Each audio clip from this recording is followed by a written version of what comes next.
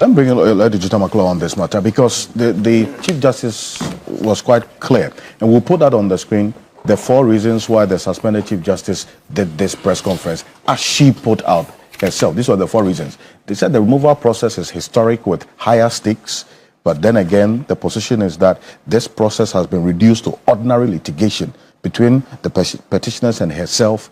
The process itself is flawed. It violates the Constitution, and the manner in which it's being done breaks every rule on how justice is to be delivered. 2, the far-reaching implications of the process goes beyond her, and its effect reaches beyond her as an individual. And the alleged constitutional violations and illegalities of the proceedings, as she put out there, about her lawyer not being admitted before the committee because she didn't accompany him, and the family, and so on. And then the final one about the calls for resignation says it's not on the table, and the alleged threats on her life. She put that there as well, that her resignation will be an admission that this flawed process is acceptable. This entire secrecy of this says it's not meant to pursue an agenda.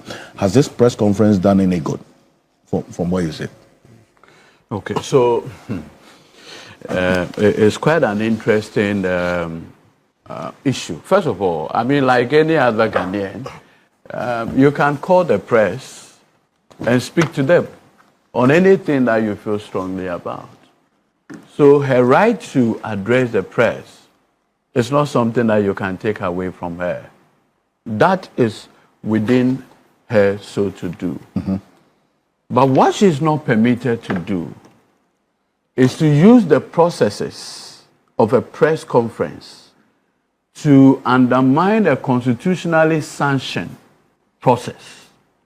I've always maintained that in the wisdom of the framers of the 1992 Constitution, and I say this with all humility, I am not in position to say I am wiser and more intelligent than the people who put the 1992 Constitution together. No, I say this with all humility. In the wisdom of the framers of the 1992 Constitution, they envisage that the Chief Justice can be removed and proscribe or possibly prescribed the method or the procedure for doing same. Chief Justice Torkornoo is not the first person to have had that process triggered against him or her. Why? In 1995-96, the Ghana Bar Association, the Urban case. Yes. Yeah. But they use a different process, litigation, to achieve the very end of removal. And that is why if you look at the Ghana Bar Association Attorney General, the Urban case, His Lordship Justice Kwega deprecated the conduct of the Ghana Bar Association. Because what the Ghana Bar Association then sought to do was to put the grounds for the removal in the writ. And so as to put the whole matter in public, a clever way of circumventing the secrecy proceedings. His Lordship Justice Ajabin, Justice Kwega and Co. said, look, the Association of Lawyers should know better. And then underscored the constitutional reason for the secrecy of the proceedings. And said that the reason for the secrecy is actually to protect the judiciary itself. Imagine a judge goes through the removal process, televised on the tele, under cross-examination. Lawyers can ask all kinds of questions, related, unrelated, even relevant, irrelevant. Say for the judge to say, no, this question, by which time you had asked already. We all do that under cross-examination. We deliberately will ask a question, knowing that this question is not permissible, but to color the mind of the court. Then the judge will say no, or counsel would have to object. Then the judge will say, question overruled. Ask another question. We do that all the time. So in the wisdom of the framers of the Constitution, they wanted a process that would also ensure that you protect the persons involved. Because it may well be that after the proceeding, the person will not actually be guilty of what you are saying. But everything would have been out there. Everything would have been out there. So I found it extremely, in fact, I want to be charitable by saying that it's untenable. Professor Kweku says I shouldn't say it's untenable. And that is plain illegality. Why what the Chief Justice did. Why is it plain illegality? Because you see, cleverly, she puts the content of the petition in public and try to excite a public conversation on the merits, which invariably would defeat the constitutional reason for the in-camera hearing. I don't think... Look, I think that she's ably represented by lawyers. My senior, lawyer AY3HU, is not a lawyer of mean standing. A very respected lawyer, a man who had risen to the topmost position in Ghana. That is, the office of Attorney General for us among lawyers. To rise to the position of Attorney General, it's not a mean thing. That is the position he got to. She is represented by such a person. What kind of argument that my senior, AY3HU, cannot put before a 5-member committee? In the wisdom of the framers of the Constitution, they wanted at least 2 senior judges to be on that committee. So you let's even say, you do not trust the appreciation of law by Daniel Domelebo and the other 2 on the committee. What about Justice Asiedu? What about Poaman? Is it not curious? When Vincent Asifua issued the writ naming the Attorney General as the defendant, challenging the President's reference to the Council of State, Her Ladyship Justice Torkornoo empaneled 5 judges to hear the Vincent Asifua matter. Justice Asiedu was one of them. Is she her case?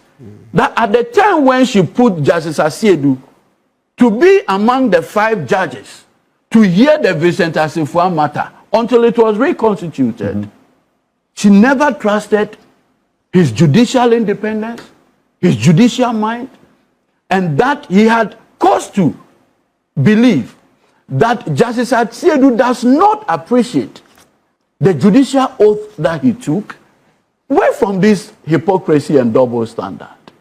You put Asiedu on the writ that claimed that the president ought to have notified you.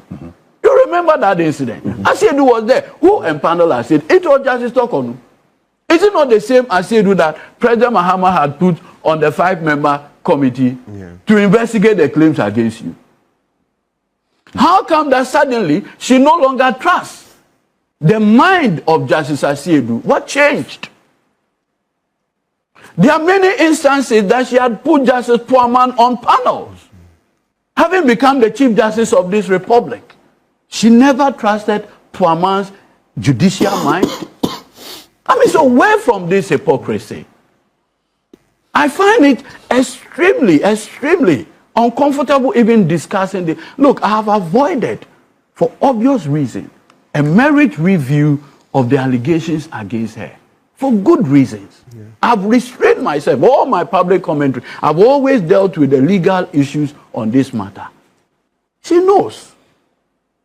Like she pointed out, the law is the law. I've appeared before her. I wasn't happy with some of the decisions. But like again, I took it that the law is the law. And went home crying.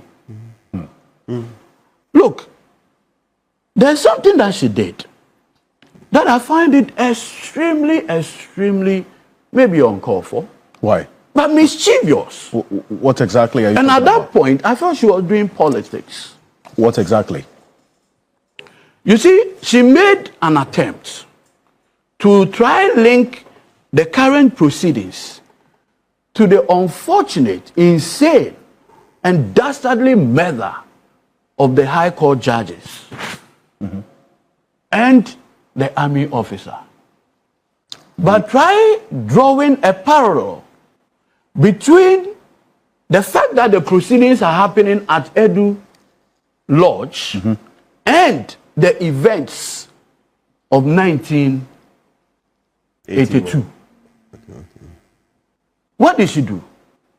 Cleverly, she says that why is the proceedings happening in Edu Lodge?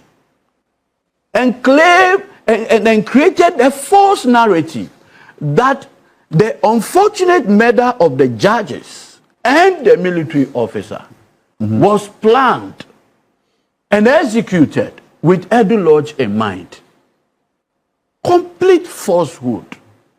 Look, I have a copy of the SIB report, the 85-page report, and the Attorney General's comment, 23 pages were made. If you read the SIB report, there were effectively 3 references to Edu Lodge in the report. The executive summary. In the executive summary at point 7. While you access that, let's hear exactly what the Chief Justice Torkornoo reference on this Edu Lodge within their press conference. Take a look at this. Edu Lodge facility that the hearings are being conducted in featured very prominently in the planning of the murder of judges on June 30th, 1981. And this can be read about in the special investigative report on that terrible event in our nation's history. It will be recalled that there was a Major Samakwa, a military officer who was killed with the 3 High Court justices, who was the Director of Human Resource of GEHOG. He was my uncle and my guardian when I entered the University of Ghana in September 1980. I was also living with him at the time he was abducted and murdered. Was Edu Lodge chosen for my inquiry to make me feel insecure? I think so. And I continue to hold the view that there's no reason why a judicial hearing is being conducted behind the high walls.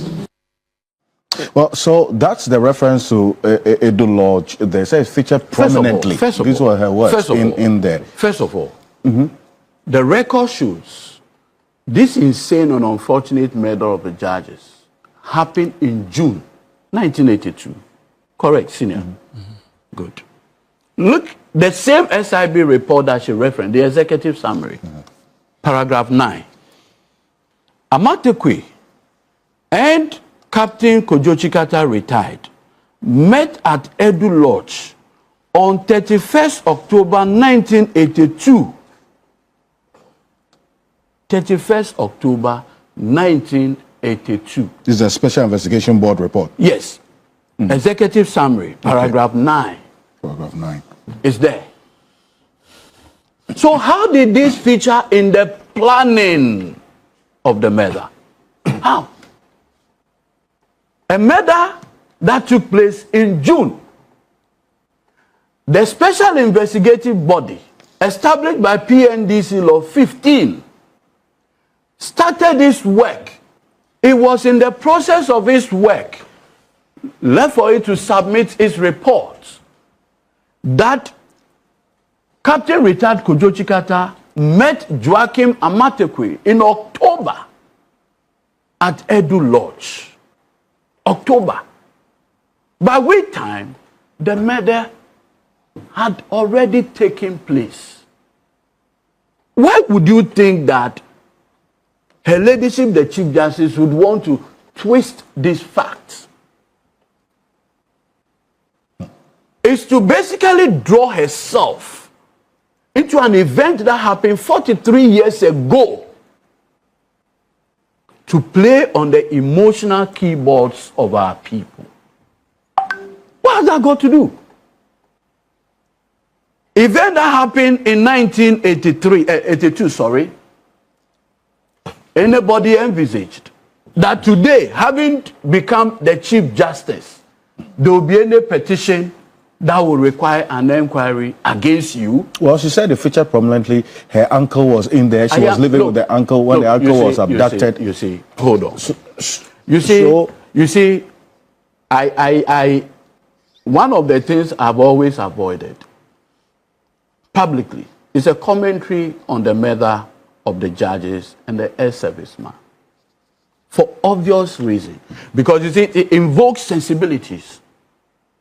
And so, and you see, for us as lawyers, every 31st June, we do the Martyrs' Day, 30th of June, we do the Martyrs' Day celebration. We'll go to church, we do all those things in remembrance of that dastardly act. And for us never to get there.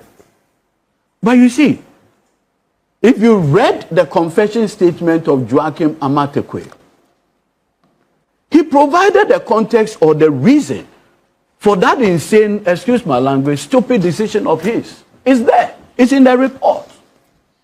Whereupon he makes the point that as union leader for GIHOC, his boss, Director HR at that time, was Major Samakwa, who happens to be the uncle, as her ladyship, the Chief Justice referenced. And that he was dismissed after they engaged in demonstration or something. And thereafter, because you were the head of personnel, he sanctioned his dismissal. So when the PNDC came, Amatekwe conveniently joined the PNDC to get back at this. And he says he went to court. When he went to court to challenge his dismissal, the judge who sat on it was Cecilia Kranche Ado. And said when he lost the case and came back and informed the wife that the case he took to court, he had lost it. The wife, who was pregnant, had a miscarriage. And that was when set off all this. It's all in his confession statement.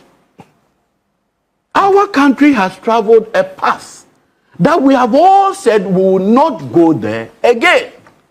Why throw in this in an inquiry as to whether your conduct A, B, C, D meets the constitutional threshold for your removal? What has the events of 1982, 43 years ago, got to do? Unless, of course, to do politics. And you see, for a young man like me associated with the NDC, first of all, these events happened. I'm sure I didn't even have the mind to even appreciate them. When these events happened, where was the NDC? Where was President Mahama? Was there even anything called NDC? No. So to try to link it today, after 43 years, and said the choice of Edu Lodge was to remind you. I mean, how can you even say that? Well, with respect. How can you do that? Unless, of course, you are doing politics with the proceedings involving you. And look, I have told our party communicators, avoid discussing the merit of this matter for a simple reason. One, none of the petitioners is a card-bearing member of the NDC. None whatsoever. The panel members, none of them is a card-bearing member of the NDC. Let me point this. It is sad that President Mahama finds himself in the position of Pontius Pilate. Yes. President Mahama finds himself in the position of Pontius Pilate, where he has to receive the petition from the Pharisees and Sadducees. That is why President Mahama finds himself. But you see, the Constitution itself has some insulation for such situation. It said, don't take that decision yourself. Consult the elders. Consult the members of the Council of State. President Mahama has the history of having used Article 146 before. Loretta Lamptey, the shroud boss. The process for her removal, among others, happened under the tenure of President Mahama. Loretta Lamptey was appointed by President Mills, an NDC appointee. But when my friend Richard Nyama and Anodompre brought the petition to MPP Store, unlike these petitioners, when they brought the petition against Loretta Lamptey, President Mahama didn't say they are MPP people, so they should clear off. He said, I have taken an oath to uphold the laws of this country, which includes Article 146. Saw the process through. 2015 January, President Mahama suspended Vivian Lamptey, who was going through this impeachment process. How different is it from what has happened today? So how in God's name... Well, she said the entire process is unconstitutional. In fact, the manner in which it's being done breaks... Do you know that as High Court judge... justice is delivered? The High Court judges that were implicated in Anna's matter were not taken through Article 146. Justice Derry, Justice Paul Derry, Ado, Esel, the latest, many of them, they went through Article 1. It's a leadership, the Chief Justice saying that if there are grounds for her removal as stipulated, was there any other special proceeding for her? I've been struggling. And look, the matters that she raised in the press conference are matters that are addressable through judicial process. For instance, and my senior here will teach us, and they have been teaching us. If your claim is that the petition or the organization is without locus, it's not registered through your search, that's grounds for your lawyer to raise an objection as to capacity. Any one of us here, if we accept a copy of a writ and it's an organization, the first thing we do is to do a search at the Registrar General. If we see that it's not registered, we'll go with capacity. Is that not what we have been doing for our living? Absolutely. So it is a matter that there is a legal remedy for. But you see, I have always relied on precedent. Madame Charlotte say, the petitioners who called for her removal, one included a dead person. A dead person? Yes. At the time when the petition went to Nana Addo Dankwa Akufo-Addo and her removal, there was a petitioner that was dead. But Akufo-Addo went ahead, went through the process and removed the 3 electoral commissioners. So what exactly are her complaints? I remember, and she made the point that a copy of the petition was not given to her. Yes, so she said the one that she said, well, the president forwarded the petitions to her, but then she doesn't know. She doesn't want to assume that the same petition she has is what the committee has for the hearing, so she requested for it. Please. Can they be different? We were in this country where she wrote to President Mahama for a copy of the petition, correct? Indeed, yes. President Mahama, graciously, she asked for 7 days. President Mahama gave her 10 days, correct? Yes. What did she respond to? Was it not the petition? Well, she says she can't assume that the same petition she has is what the committee has. So she requested for the copies. When we go to court and the writ is served on us, is the writ admitted in evidence? Usually not. Have you ever gone through court process where you say the writ invoking the court's jurisdiction? And if you look at even CI 47, a writ is defined to include what? A petition. You don't go to court and say, my lord, we've gotten to the point of evidence taking. First, I want to admit a copy of the writ in evidence before. I will make that argument before her ladyship. She will rebuke me instantaneously in court. Because you don't do that. So how is she expecting that today the petition should be, first of all, tendered in evidence before the proceedings? I mean, I've been struggling to appreciate the legal basis for these claims. And let me make this point. President John Dramani Mahama, on this process, has demonstrated fidelity to the laws of this country. Have you heard President Mahama commented on this issue? No. Express a personal view on this matter? No.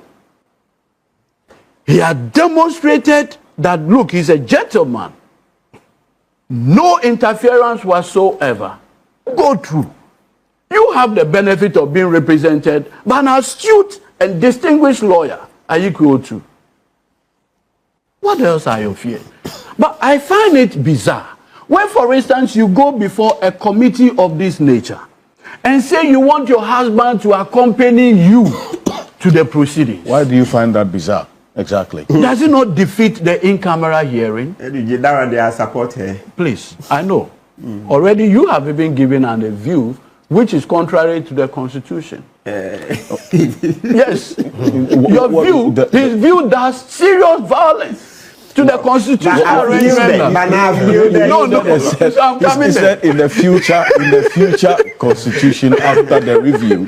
But you see, the point I want to make is that, with the greatest respect, there's a reason. If our laws begin to be applied depending on the position that you occupy, and even here, where an invitation is made directly to President Mahama, the oath President Mahama took, who administered the oath? Do you know the one who administered the oath? The Chief Justice. Who? The Chief Justice. Which Chief Justice? Gertrude Esaba Torkornoo. And in that, what did she read to President Mahama? On the 7th, Tuesday, 7th January 2025, she will read and President Mahama will repeat after her. She said, I shall uphold the laws, and that if I breach this, I will suffer the consequences. The consequences. Then President Mahama will do, repeat after me. Edudzi. Was that not what happened? Was that not what happened? She will do, and then President Mahama will do, repeat after me. And she told President Mahama that if you go against the laws of this country, there are consequences and you face it, including removal from office. Removal from office. So far, has President Mahama done anything not dictated by the 1992 Constitution? The answer is no. So where from this invitation? So that you straighten your argument. Oh, don't you think she's entitled to see the prima facie ruling? Yeah, but if you go to court and then there is submission of no case, you get the ruling before you continue. It shouldn't, even if it's one line, let her see. So see how you demolish that. You see where I find this claim completely worrisome. Why do you find it? Or why do you find it worrisome exactly? What is the essence of a prima facie case? It's to basically inform you that you have a case to answer. And that at this point, the allegations made against you moves beyond a certain threshold. Is that not the case? So the petition was first given to you.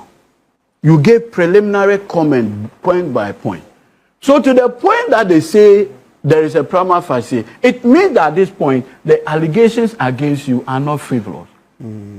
So speak directly to the allegations. Correct. And so give her like a one-pager. You see, like how Akufo-Addo answered Professor Asariston. It's not difficult. I think there are two things that we are trying to. I remember in the Charlotte Osei case, right? It was when my learned senior, Tadiosori, appeared with Charlotte Osei before the committee that they even got the benefit of the petition.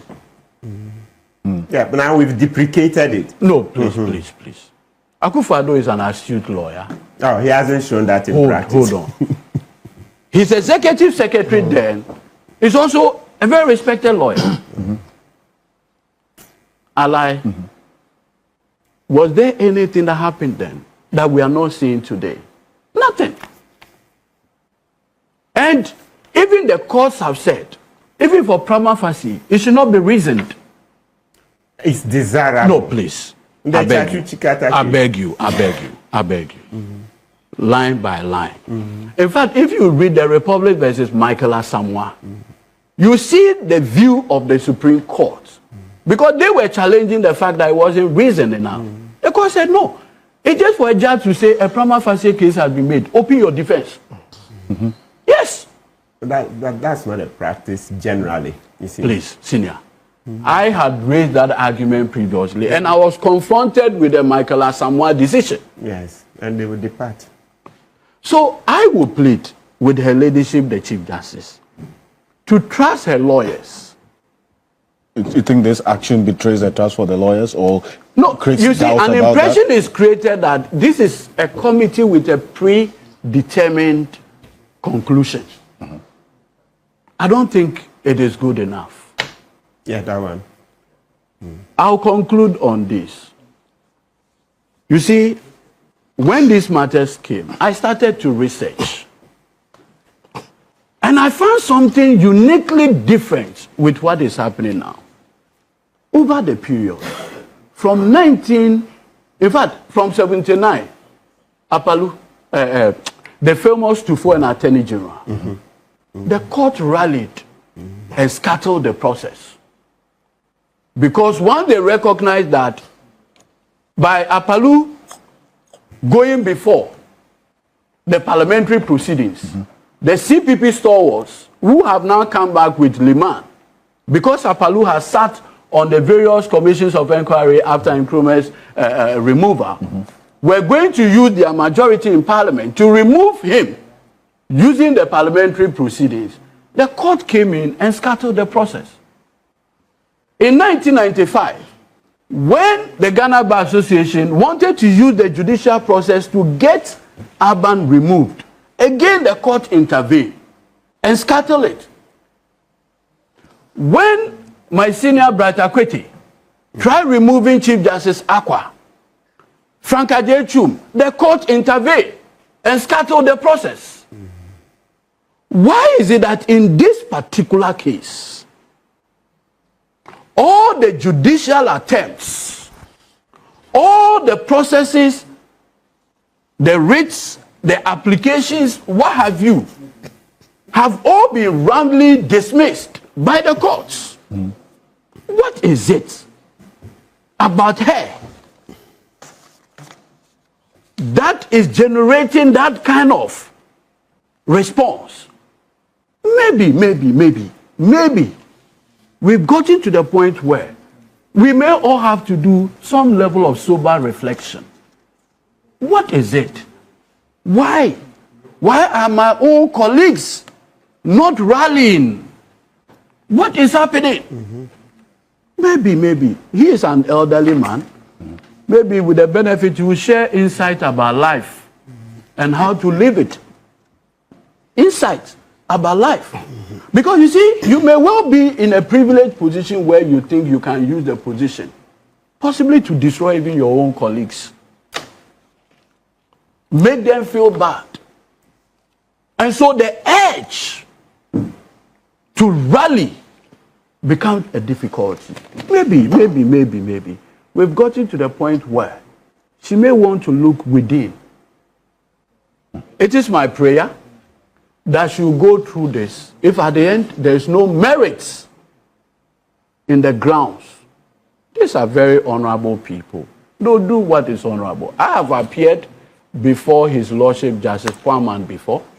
I've appeared before Justice Asiedu before. And these judges at least have distinguished themselves that they are men of great honor. At least for now, there's no proven record otherwise. And I'm even saying, and I conclude on this, that Her Ladyship herself saw the wisdom in even putting Justice Asiedu when a writ was issued challenging her removal by the MP for Tafo, Vincent Asefua. What has changed? You see, and a question, you are of the strong position that the suspended Chief Justice's reasoning that the committee's failure to indicate the specific allegation in respect of which a prima facie case has been established, as well as the reasons for saying had some legitimacy. Edudzi has espoused quite clearly that I mean, if you reference specific cases, she may not have any merit in raising that particular concern. You still stand by that? Yeah, thanks for the opportunity again. Honestly and arguably, I'll still stand by my point that in this particular instance and in this particular issue, I would say that the issues are not very strong as against the Chief Justice. But then there are several issues, okay, that come into play. Mm-hmm. Now, if we follow keenly her press conference, she did mention that the allegation, one of them said his case had been transferred from one judge to the other, and it was sanctioned by this particular Chief Justice. Another petitioner was also of the view that she had traveled and then involved her daughter. Mm-hmm. Now, like Edudzi was trying to say, there's been several petitions against former Chief Justices. But in all the instances, when the issues came up, the court itself was able to either cover up or at least rescue the Chief Justice at the time. Now, in analyzing this particular instance, like I've said, really, it shouldn't have been an issue. But that if you do the analysis properly, it comes to the fore that there are some debilitating issues or some factors that have accumulated over the period and then has resulted in this. Now, like I have rightly mentioned, transferring one case from a judge to the other is something they do all the time. Mm-hmm. Again, to some political functionaries or appointees are able to travel with some family members and so on and so forth. And I said, even that should have been the main issue. But then, looking at the amount involved, they mentioned $14,000. And then this lady spent around $4,000. Are you not doing a merit review of the petition? No. They asked me the question. But what I'm just saying is that that's exactly what I didn't ask for the specific detail. And so maybe we can...